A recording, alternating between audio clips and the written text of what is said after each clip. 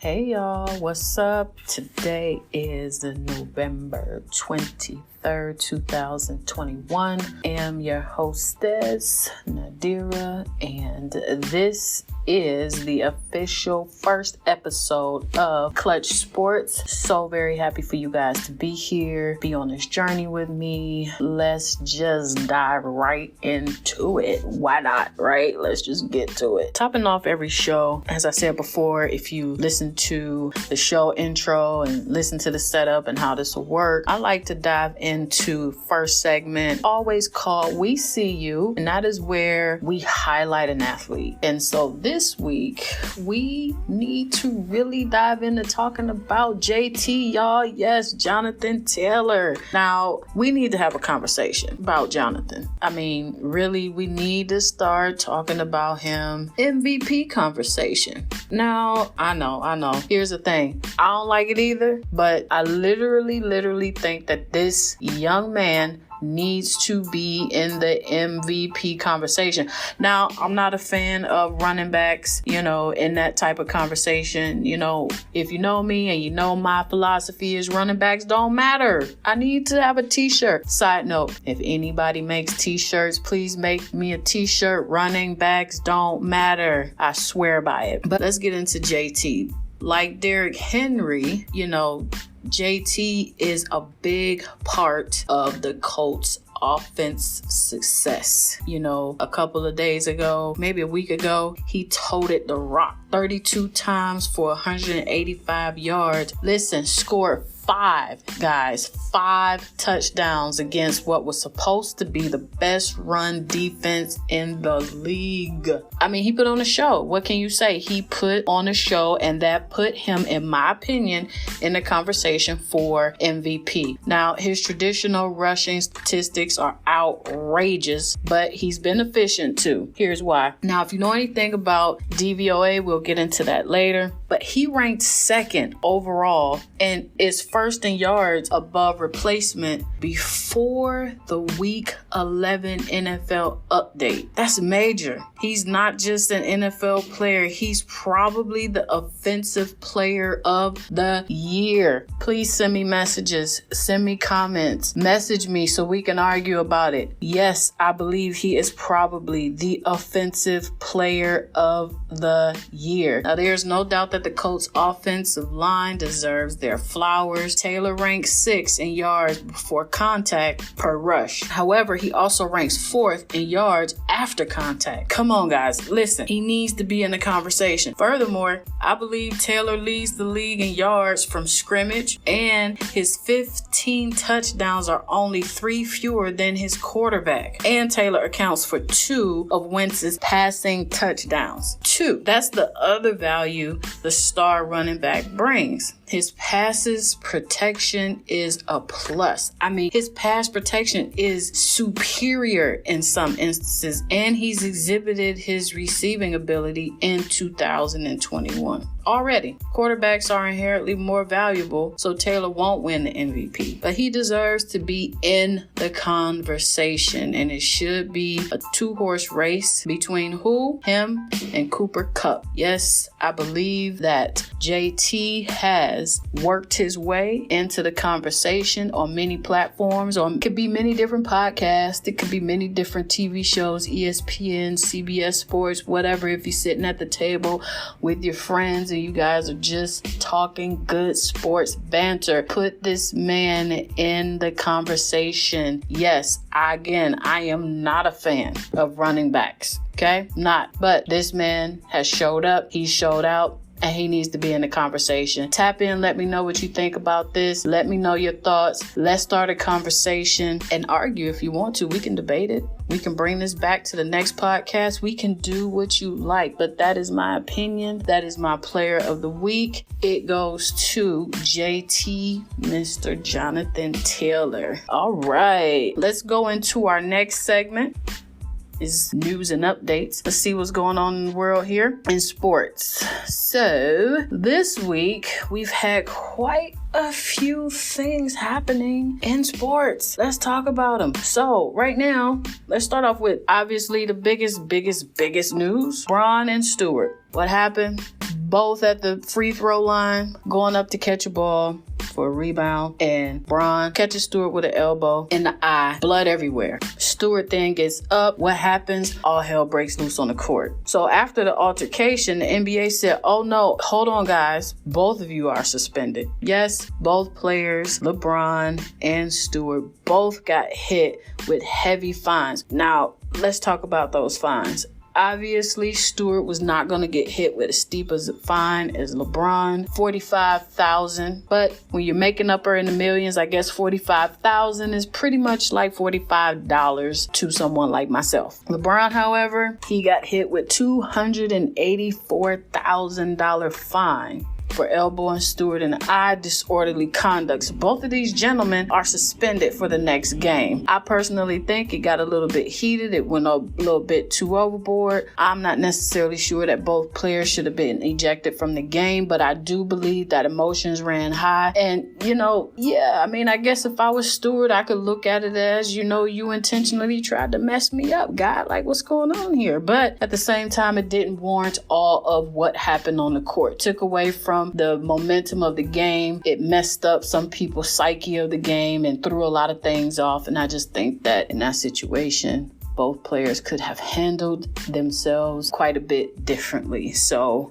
looking forward to seeing both of these guys back on the court, just getting their way through this NBA season. Let's look at Klay Thompson. He is out practicing right now, coming off of an ACL and Achilles injury. So should be interesting to see what half of the Splash Brothers could do here and how well he's going to turn around from that injury. What does his rehabilitation look like? What does his training look like?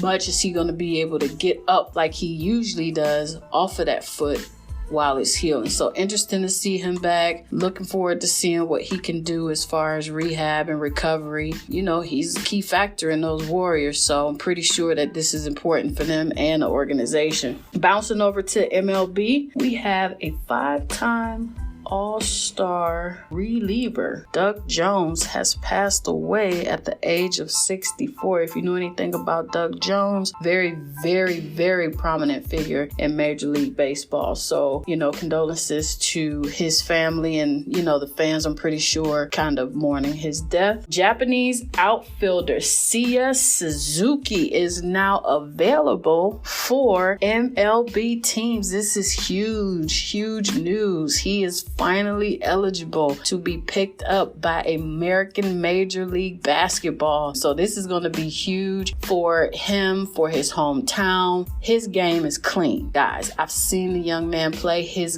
game is clean. Whoever picks him up will be a good pick for their team. Absolutely, 100%. Here's a question, and we can bring this back. Leave me some messages if you have some answers for this. Again, podcast is just getting started, so I'm going to leave some questions out here for you guys to interact with until we start getting, call-ins and things of that nature. But I have a question here about the Major League Hall of Fame, and that is, does Barry Bonds and A-Rod get in? This is what I want to know. I want to know, do they get in with the company of so many others that are in running and for the Hall of Fame? But are we overlooking Barry Bonds and A-Rod? Do they get in? Let's weigh in on that. Let's think about it and tap in with me. Let's save that question probably for another episode. Let's save it for next week's episode. How's that? Send me messages. Give me your opinion on that. Do Barry Bonds and A-Rod get into the 2022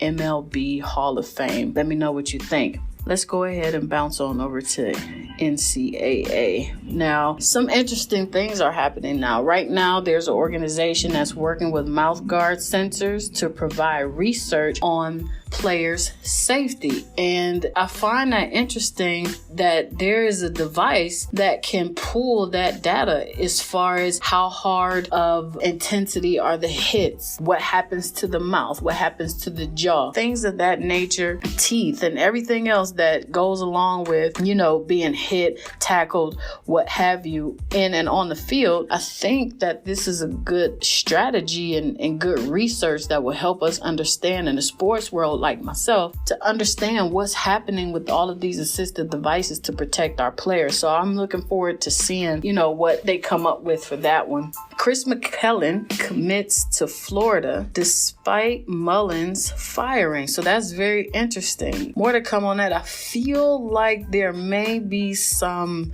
Twitter fingers happening with this one, so I'm going to kind of follow that story and see what happens. But McClellan, commits to Florida regardless of Mullins firing. Very, very interesting. And to lead off this next topic of discussion, because if you guys know me, I am an Ohio girl, I am a Cleveland girl, yes, and I am an Ohio State fan, which is leading me into this week's big game. Yes, Buckeyes and Michigan, it goes down. We are going to see who's going to come out on top. So I want you to guys leave me comments on this one. Who wins the battle in the big house? Who's going to win it? Is it going to be the Buckeyes or is it going to be Michigan? You guys let me know. You know what I think. Scarlet and Gray, that is where I'm leading. No question. It's not up for debate. However, I want to know what you guys think. Tap in with me. Let's have a discussion. Let's argue. Listen, Ohio State will go in and handle their business, leave all of it on the field, and go home. No question. We want all the smoke. That is just my opinion. And that is just how I feel as an Ohio State fan. However, tap in with me, leave comments, let me know how you feel about that game, because it is going to be huge amongst many games that are going to happen this weekend in college football. So in other news, we have some Twitter fingers happening. And this is a direct conversation with kind of a rebuttal, but not so much, between Yannick Ngakoue and him being a true human who does just not hold his tongue. He says exactly what he means. He means what he says, whether it be face to face or whether it be via Twitter. I just think that the man has an argument. He has a very big argument. I mean, Ngakoue was not treated well by the organization 9 months ago when he tried to negotiate a long-term contract. So he ultimately gave the Jaguars 4 seasons,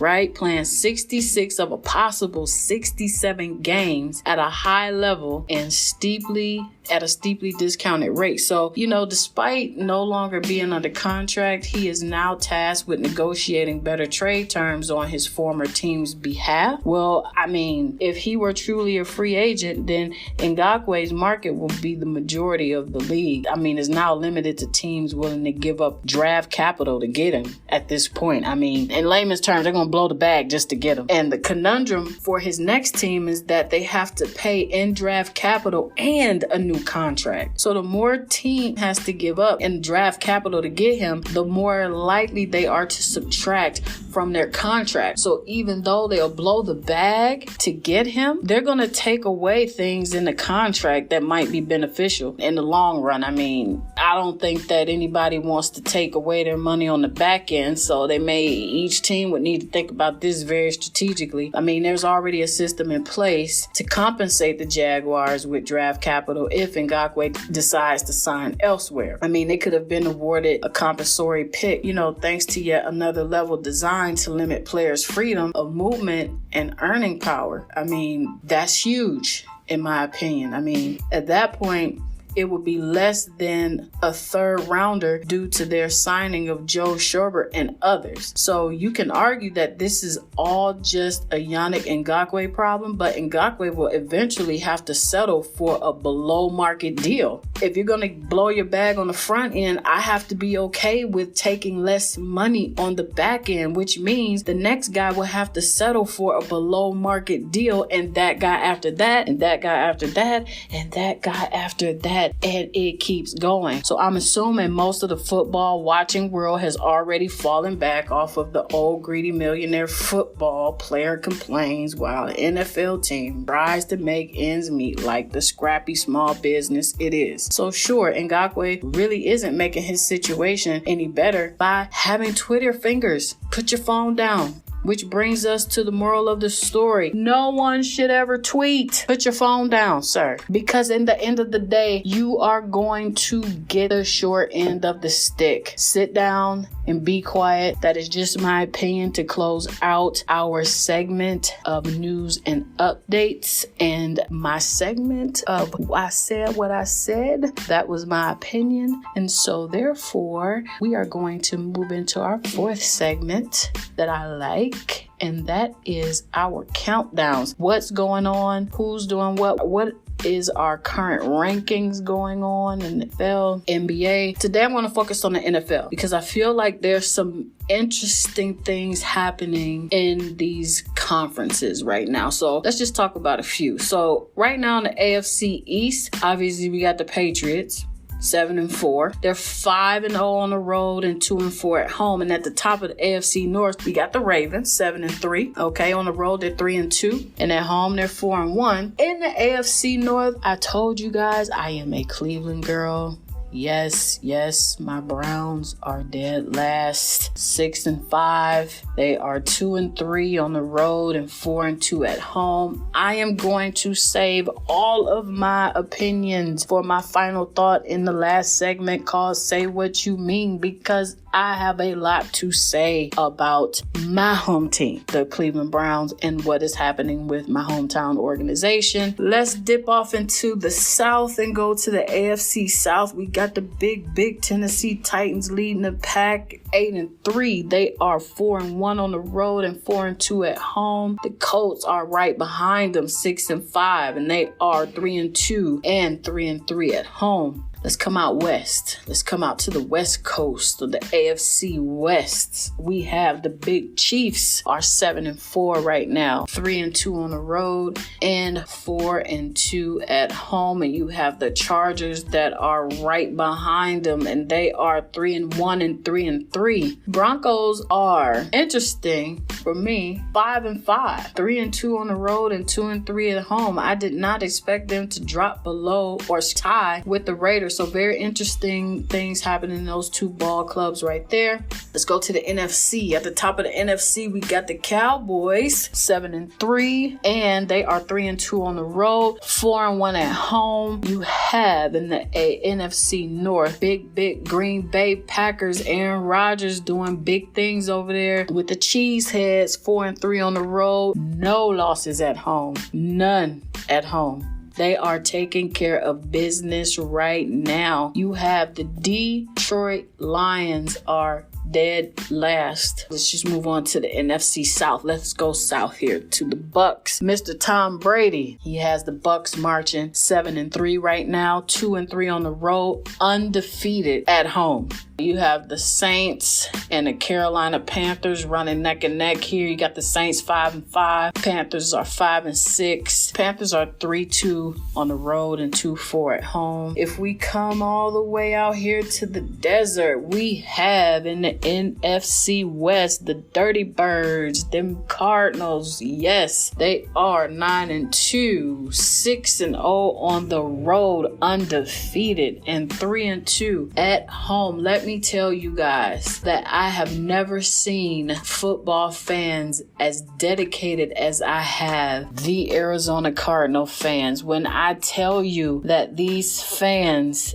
in Phoenix mean business and they want all the smoke, they want it all. Yes, cheers to the Arizona Cardinals fans. You guys, one of a kind. I promise you, one of a kind. And so that wraps up our countdowns. Obviously, we're going to look to see who starts to win and goes into the playoffs. We'll keep up with those updates. Next week, I'll bring the rankings for NBA so far where we are, and then we'll jump off into MLB and NCAA. We will tap into soccer. Keep that in the back of your mind, guys. We are going to be tapping into what is going on in the soccer world. What are we seeing? Things that we are experiencing in the soccer world right now. Going into our fifth segment is interesting because this is where I propose a question for debate. And this segment is called All the Smoke.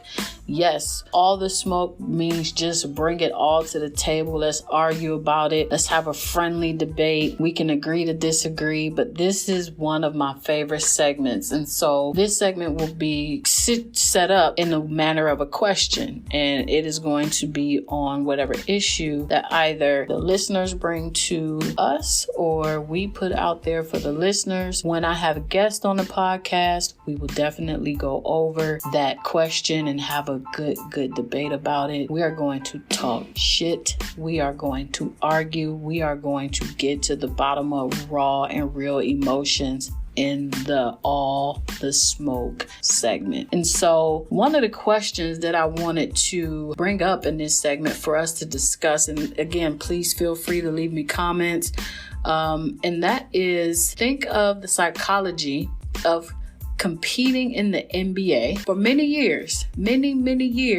yet never gaining any ring. Think about that for a minute. Think of the psychology of competing in the NBA for many years, yet never gaining a ring. So my question is, and this is a good topic for debate, does it discourage players? Do you think that it brings down a player and their game when they don't win a ring? I mean, famous players keep on earning goals while their less prominent teammates are lagging. So what could be done for their motivation? And this is interesting to me because some people will debate that not winning a ring has no effect on the outcome of the player's ability to come out and continue to play the sport as they once did when they first started. So being discouraged doesn't affect their game. However, the psychology of an athlete, in my opinion, will directly affect their game, especially if their teammates are the reason why they are lagging. I'm going to use my home team as a prime example. The Cleveland Cavaliers. LeBron James didn't have a sufficient team around him. And every attempt that he had to try and go to the powers that be and build up the team so that he could win a chip never worked. So let's go through his history. Where did he leave? He went to Miami, banged out a few rings there. He came back home to Cleveland and he banged out a chip with the team that he needed to do it. After that, trades happened. Emotions were raw. People's feelings were real. We didn't win another chip. LeBron left where he is now in LA. He's won another chip. That is 100% why this question is one of my prominent questions this week for the All Smoke debate. Let's talk about it. Bring up anything that you have that you may want to discuss relatable to this. Let's talk about it. Let's debate it. Let's get down to the bottom of it. Will the psychology of a player not winning a chip affect their game? I think it does. Now we're going to go into our last segment, and this is Say What You Mean. And this is my final thought. Obviously, it is just myself right now, and I hope to have guests on here soon so that we can have some, colorful banter back and forth, and we all can give our final thoughts and opinions on the topic of discussion that, just be important to us right now, the sports world. Me, I am a Cleveland Browns fan, okay? And I bleed orange and brown. That is just the colors that run through my veins. If you were raised in Cleveland, you have no choice but to be a Cleveland fan. My feelings on Baker Mayfield, fans are booing him multiple times in the second half of Sunday's victory over the Detroit Lions. And let me pause. You had better won against an 0-8 team. No excuse whatsoever to not win against an 0-8 team, and at best you barely pulled it off, at best. But those are probably the same fans that won't be quiet while we're on offense and trying to operate. Cleveland quarterback said Monday he didn't really care, quote unquote, about the booing. But Mayfield also declined to speak to reporters after the game, which he posted a QBR of 8.6 on a 0 to 100 scale, the third worst quarterback performance of his career.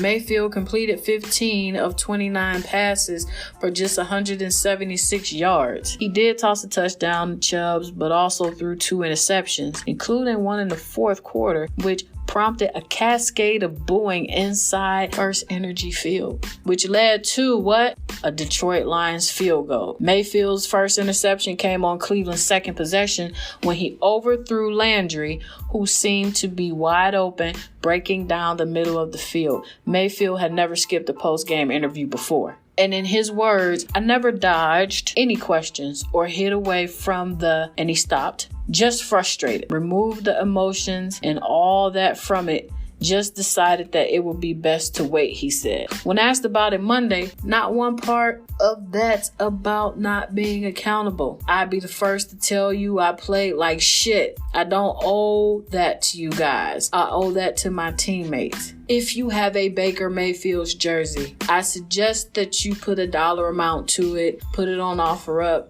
see what you can get for it, because it is not going to be worth a towel that you would wipe mud off of the bottom of your shoe. After taking a knee to end the game, Mayfield also immediately walked to the locker room instead of shaking hands with the Lions or celebrating the victory with his teammates on the field. And he was asked about that as well. My guys know that all I care about is winning, but I'm going to be frustrated if I do stuff to make it harder on us. And I did yesterday. And that's just flat out where it is. That's what he said. But I'm never going to take the winning for granted. That's something that's very hard to do in this league. And it has been a very common thing around here for a long time. So I'm frustrated with how I played. That's how I've always been. My teammates know how I'm going to come back and attack this week. Mayfield, I don't believe you. You need more people, in the words of Jay-Z. No one believes you, okay? Mayfield, who now ranks 27th in the QBR in the league. 27th ranked quarterback in the league, has been battling various injuries throughout the season, including a torn labrum and his non-throwing shoulder since week 2. He's also been dealing with the knee and foot soreness this month. Sunday, Mayfield was limping around for much of the second half, though he never came off the game. He doesn't feel 100%, said Coach Stefanski. That he never considered taking Mayfield out the game against the Lions. He's definitely battling. Well, sir, you are one of the reasons why Beckham is now a Ram. Because you have not held this young man accountable to his piss poor performance. Excuse after excuse after excuse after excuse. In every single interview, it's never Mayfield. Never threw the ball at Beckham. Why? Wide open. He runs it. Why? For all of their struggles, the 6-5 Browns can jump into the AFC North race with back-to-back games coming up against the division-leading Baltimore Ravens. And despite the ongoing injuries, Mayfield is still planning to play in Sunday's night game. Still planning. The big picture wise, everybody wants to act like the world's falling. Mayfield said, no, we haven't played to our potential. We haven't played to our potential, is what he said. And we know that more than anybody. So we know what's at stake and we know what we need to do. Now he's speaking French. We. But when it's time for you to show up, Mayfield, you're somewhere on the sideline, sucking on a lollipop, looking in the clouds, waiting for helicopters and unicorns. You're not there. And you can't keep using the excuse, my team knows I'm better than that. Or my team knows I'm going to show up and go to battle. My team knows I'm going to do this. No, the Browns fans, the city, your team does not believe you, but your coach does. Your coach believes you 100%. They're so comfortable with Beckham going to the West Coast. Guys, I'm disgusted. Not to be a Browns fan, but I'm disgusted that this is the QB for our team. Even more disgusting that the front office still thinks that he is the best fit for our starting quarterback. When you can barely pull off a 13-10 win over an 0-8 team, that says a lot. It is not we. This is not a French-speaking country. This is not a French football league. This is American football. And you're supposed to take 100% accountability for what you are doing. I messed up. I am the problem. And so we shall see what happens on Sunday when they are meeting with the original Cleveland Browns team, the Baltimore Ravens. Yes, the original. Art Modell took our Cleveland Browns, and for years we didn't have a football team. The team that is the original Browns is the Baltimore Ravens. I'm saying all that to say it is very hard to be a Cleveland Browns fan. Yes, they are called the cardiac kids because you will end up having a heart attack trying to watch them win games. However, you don't give up on your home team and you want to see them get the chip. I have to believe somewhere in my lifetime I will see them win the chip. But as of right now, under the direction of the 27th ranked QB in the league, it is not going to happen. That is it for this episode of Clutch Sports. Guys, please let me know what you thought about this episode. Again, this is the very first episode. I am excited about this. If I need to change some things up, let me know. I am up for all types of feedback. Please stay tuned for more as we go along. Contest, call-ins, guests. We are going to just turn up. I am your hostess, Nadira, and I will see you guys next week. Peace.